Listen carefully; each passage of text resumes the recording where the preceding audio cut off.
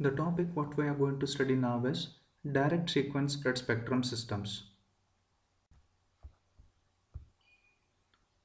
As we studied earlier, there are two main types of spread spectrum techniques, that is direct sequence spread spectrum technique and frequency hop spread spectrum technique. In that, now we are going to study about the first technique, that is direct sequence spread spectrum technique. In telecommunications, direct sequence spread spectrum, that is DSSS represented as, is a spread spectrum modulation technique used to reduce overall signal interference. The spreading of this signal makes the resulting wideband channel more noisy, allowing for greater resistance to unintentional and also to the intentional interference. So this is nothing but the definition for direct sequence spread spectrum technique.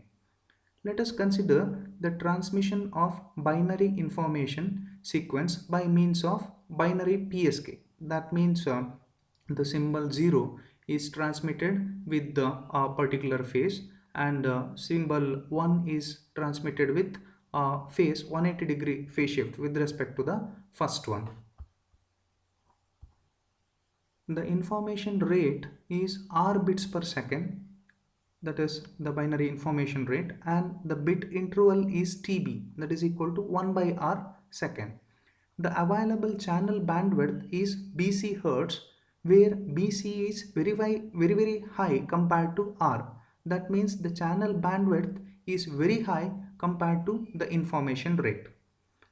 At the modulator, the bandwidth of the information signal is expanded to W is equal to BC Hertz. This is very important thing to remember. That is W, uh, that is signal bandwidth is expanded or made equal to the channel bandwidth BC. That means the signal bandwidth of the signal is totally expanded and made equal to the channel bandwidth, that is BC Hertz, by shifting the phase of the carrier pseudo randomly at a rate of W times per second according to the pattern of the pseudo noise generator.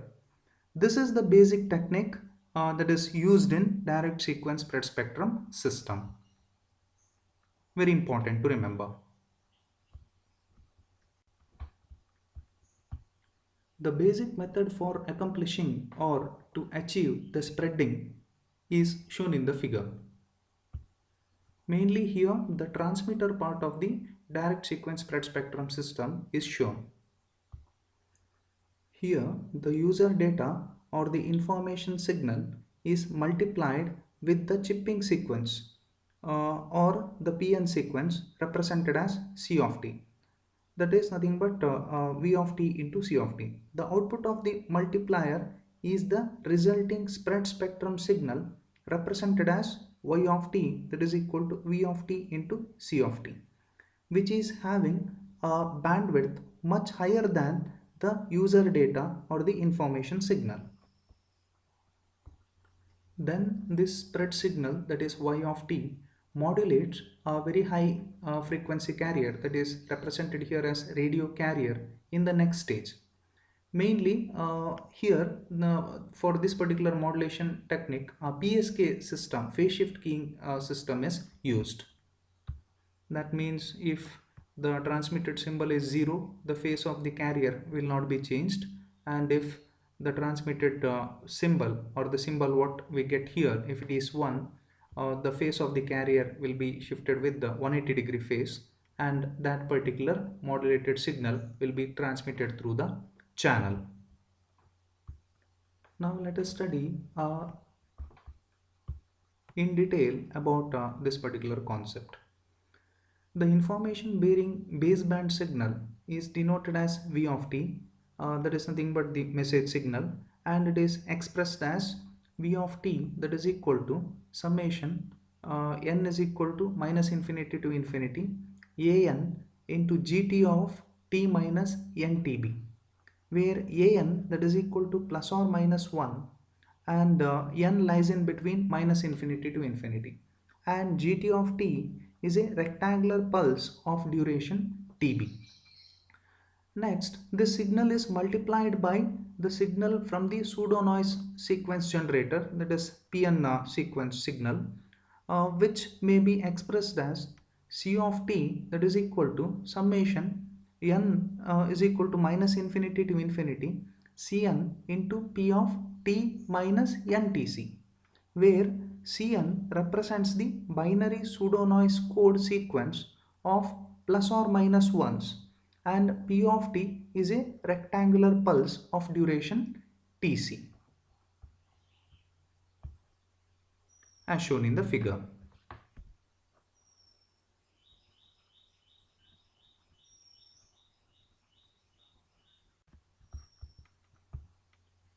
This figure here shows the generation method of a direct sequence spread spectrum signal.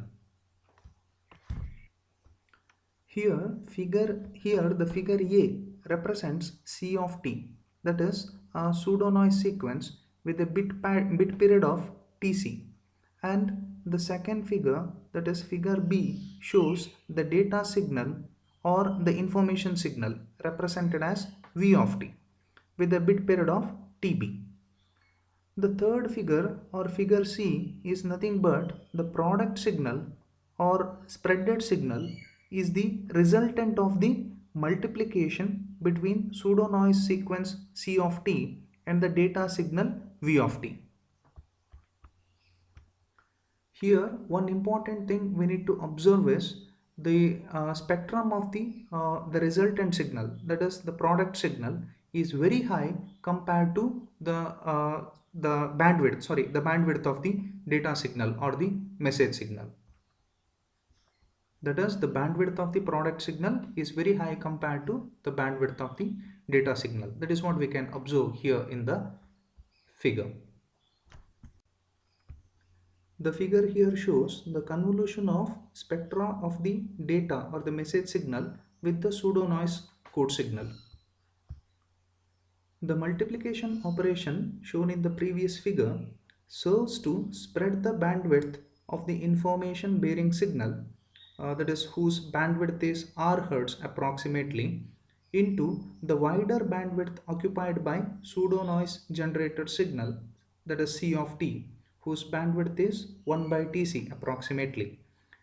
The spectrum spreading is shown in this particular figure, which shows in simple terms using rectangular spectra the convolution of the two spectra, the narrow spectrum corresponding to the information bearing signal and the wide spectrum corresponding to the signal from the pseudo noise generator. That is, the figure A is nothing but the narrow spectra of the message signal, and figure B represents the wide spectra of the pseudo noise signal, and figure C is nothing but the spectra resultant signal spectra of V of F convolution C of F. And one important thing we need to observe here is the resultant, that is shown in figure C. The spectra of this particular figure, the bandwidth of C is very high compared to the bandwidth of the message signal, original message signal represented in A.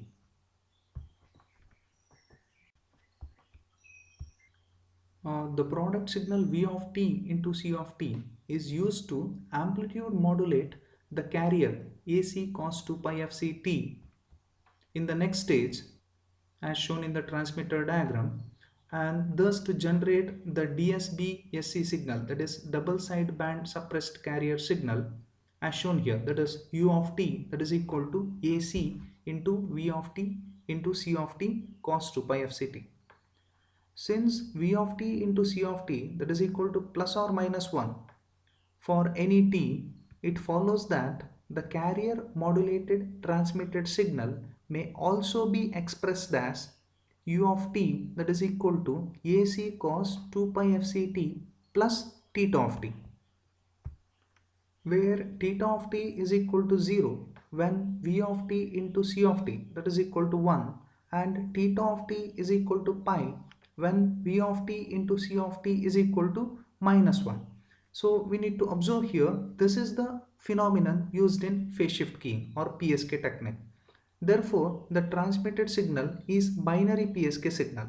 That means when symbol 1 is transmitted, there is no phase shift with respect to the carrier considered, and when symbol 0 is transmitted, yeah, the phase of the carrier is shifted by 180 degree with respect to the previous one. The rectangular pulse P of t is usually called a chip, and its time duration Tc is called the chip interval. The reciprocal 1 by Tc is called the chip rate and corresponds approximately to the bandwidth W of the transmitted signal. The ratio of the bit interval Tb to the chip interval Tc is usually selected to be an integer in practical spread spectrum systems. We denote this ratio as Lc, that is equal to Tb by Tc, as shown here in this equation. Hence, Lc is the number of chips of the pseudo-noise code sequence information bit. Another interpretation is that Lc represents the number of possible 180-degree phase transitions in the transmitted signal during the bit interval Tb.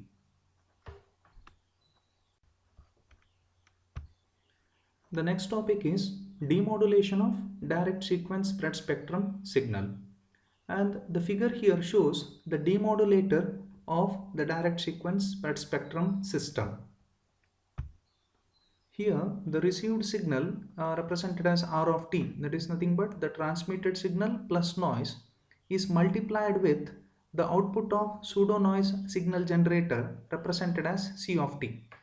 And here the very important requirement is the pseudo noise signal generator output used in the receiver side should be same as that of the pseudo noise signal generator output used in the transmitter side. So the multiplication of these two gives the spreaded signal. The despreaded signal. Then the despreaded signal is fed into the demodulator section. So here the despreaded signal is multiplied with a carrier, that is gt of t cos 2 pi fct. Then the demodulated signal, its 1 bit duration is considered and fed into the sampler. Here it works with a clock signal, and it gives that particular portion of the signal to the decoder for decoding purpose. The received signal is first multiplied by the replica of the waveform C of t generated by the pseudo noise code sequence generator at the receiver, which is synchronized to the pseudo noise code in the received signal. This operation is called as spectrum despreading, as shown in the figure.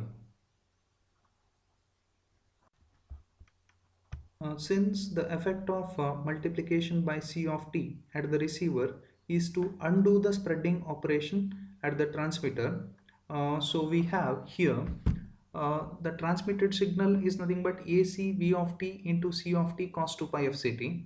So in the receiver side, the pseudo noise sequence, so that will be multiplied with the received signal, that is AC V of t into C of t cos 2 pi fct is multiplied with C of t. So the resultant signal is AC V of t into C square of t cos 2 pi fct. Since we know that C square of t is equal to 1, so the signal what we get is nothing but AC into V of t cos 2 pi fct. Since C square of t is equal to 1 for all t, the resulting signal AC V of t cos 2 pi fct occupies a bandwidth approximately of R hertz, which is the bandwidth of the information bearing signal. Therefore, the demodulator of the despread signal is simply the conventional cross correlator or matched filter. Since the demodulator has a bandwidth which is identical to the bandwidth of the despread signal, the only additive noise that corrupts the signal at the demodulator is the noise that falls within the information bandwidth of the received signal. Then this signal is fed into the decoder, where depending on the threshold value, it will be decoded as 0 or it will be decoded as 1.